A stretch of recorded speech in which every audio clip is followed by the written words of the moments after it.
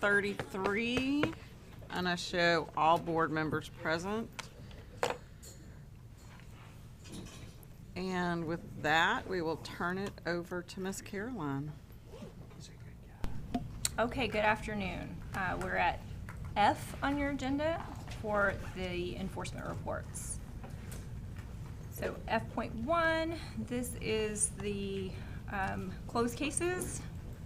The top chart, as you're familiar with, provides the total number of complaints closed as of the end of the third quarter, so the end of May of this year. The bottom of that page compares the complaints closed in the quarter by disciplinary action versus other than disciplinary action, with a running total for the fiscal year. And then on the second page of the report is a breakdown looking at the third quarter with the quarterly average for the previous fiscal year alongside the quarterly average for the current fiscal year, with the top and the bottom being, again, that those closed by disciplinary action and those closed by other. So if there's no questions, then I'll show you your open complaints. So F.2 is your open complaints. The top part of the chart is the last 5 fiscal years. And chart 2 is the ongoing total, so you can tell as of July 11th, your open complaints, and they're broken out by age categories.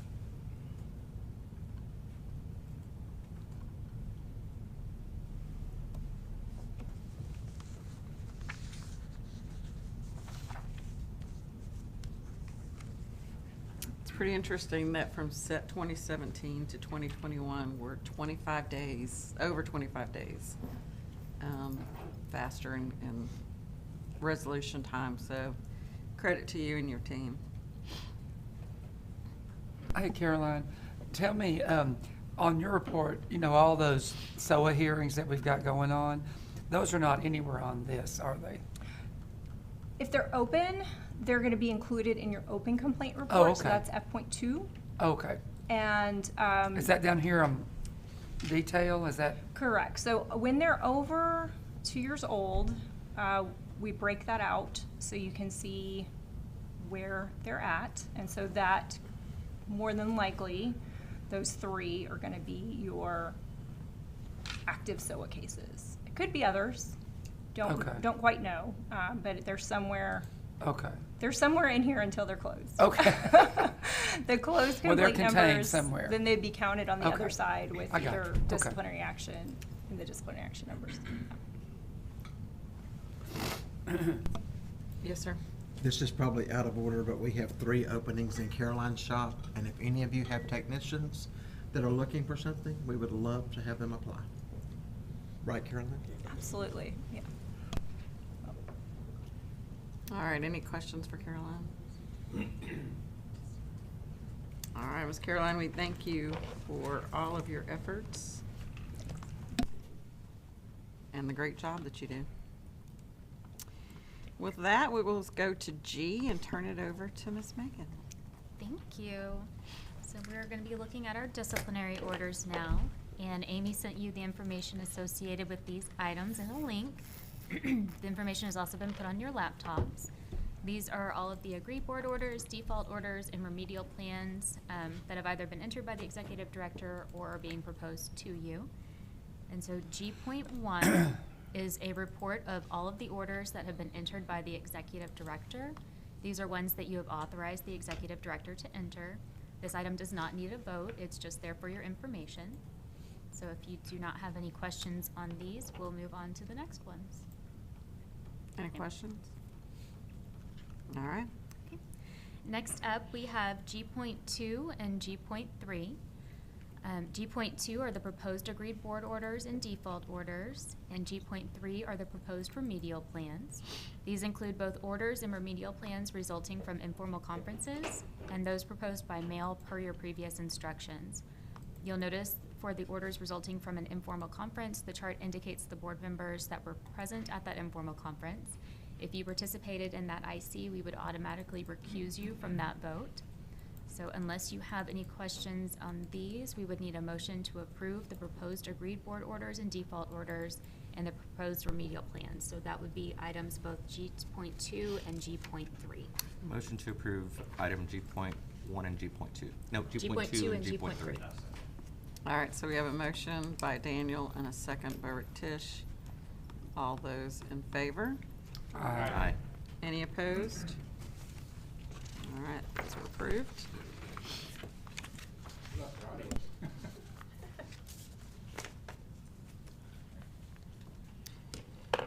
All right, so our next order of business is the election of vice president and treasurer.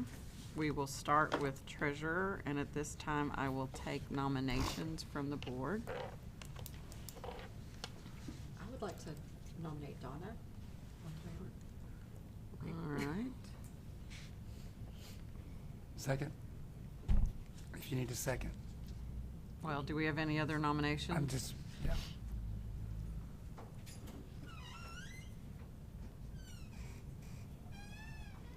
All right.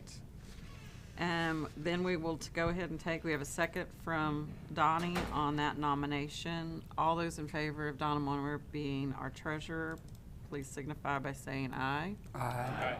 Any opposed? Congratulations. Congratulations, Donna. Thank you, Lori. Yeah. All right, with that, I will take nominations for vice president.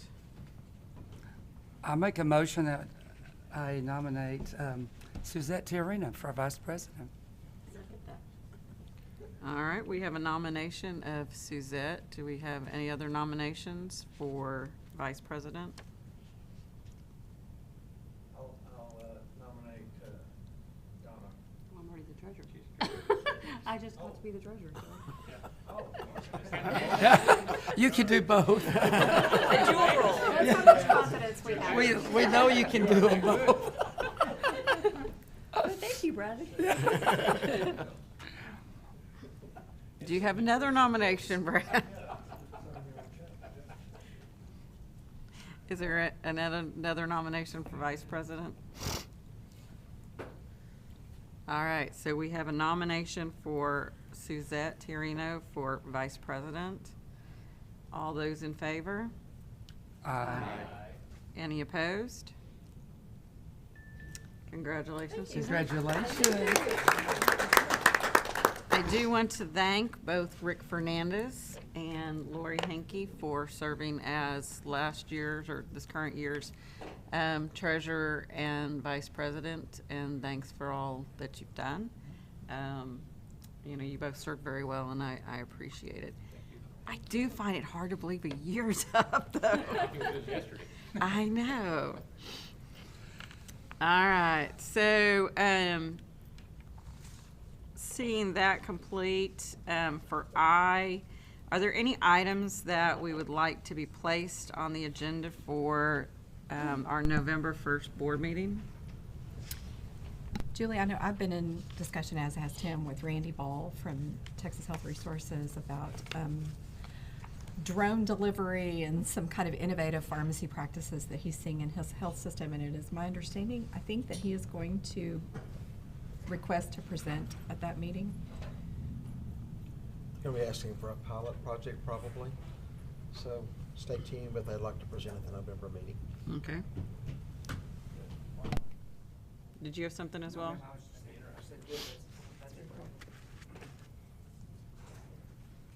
All right. I had something like that. Or maybe I could just ask you all, Tim, or with this Supreme Court changes and whatnot, rules, has the staff received a lot of calls and concerns regarding dispensing and choice, pharmacist choice? And is that something that is a concern that you have been hearing about everywhere? I don't want to open a can of worms or anything, but. Megan has a response for you. Okay. I think you're off. We're not agendized to talk about No, I that just right say now. discussion item be placed on. Yeah, so if you want us to bring an update on that, we can bring it for next time. Oh, okay. I think that would be Okay. worthwhile.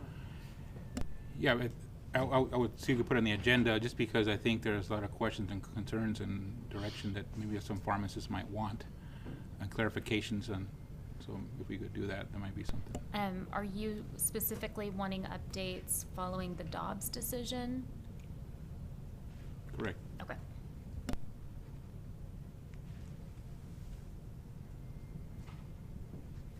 Are there any other items that we want on the agenda?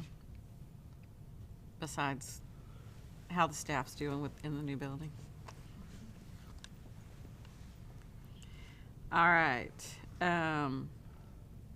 So our next is our conferences and events. We have informal conferences on August the 16th.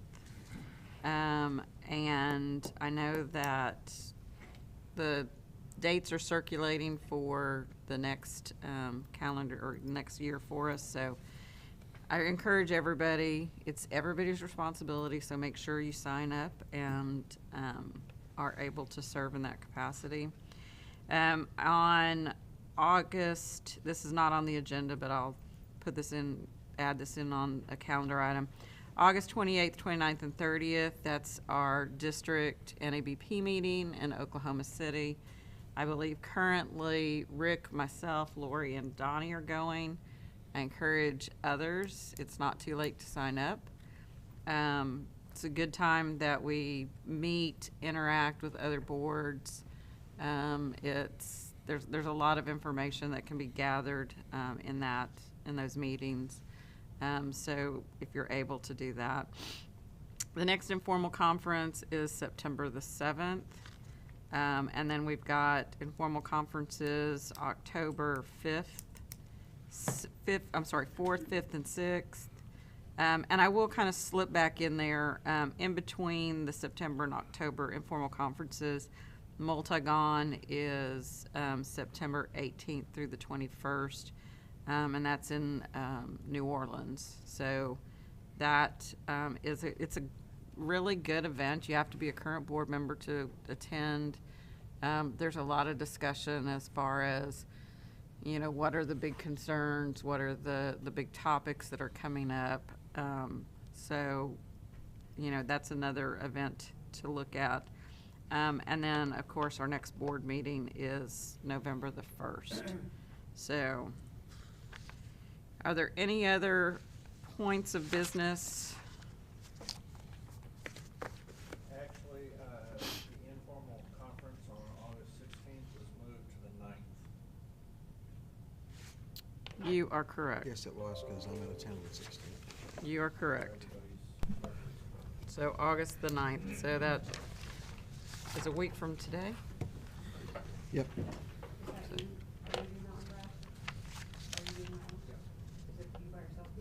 I was supposed to be on the 16th, but I didn't know about the 9th, so. I don't remember. If you can't do it, Donna, I let, can do it if you need me to back you up. Yeah, I can't do the 9th, I could do it. okay. To make sure that I wasn't already, maybe she got somebody already, because I haven't heard from her on that. Okay. so. Okay. If you need me, I am available. Just keep that in mind. Okay, Amy, did you get that? The night. Amy's not here. but Or we'll Amy's make not sure- here. No, Lily's here. We'll Sorry. make sure she, I was like, I can't see over behind. Okay, so we'll make sure that we're covered on all of those. But again, the new calendar is going around. Do make sure that you do sign up. Does she want us to email her or just write if on you want here? to, if you want to fill it what out, you give it to us, and we'll give it to her. If you don't know, you can email her. I'll just put all my available options, and That's then she great. can put me wherever she. That'd be great. Okay. Just FYI, not for discussion, look on the website for a DEA message. If anybody has a DEA discussion, wants to talk to me offline, talk to me offline. We can't talk about it now because it's not an agenda item. Right. But the DEA issue that's going on right now, we're putting up some guidance. Talk to me if you have any issues. How much longer are we gonna be doing virtual ICs? I'm just curious. I We- mean, I'm kind of in favor of it, but Well, it's not, maybe we put that as an agenda item, because we have to have it as an agenda item to make a decision on it. Correct. So we've addressed this before, and the decision was to continue with virtual, barring something that would have us not. So as of now, the plan is to, all of these, for the discussion of possible upcoming items, informal conferences here, they're all gonna be virtual until there's a reason why we would not hold them virtually. So you call it Hawaii. All right. If there are no other items for discussion, I will take a motion to adjourn.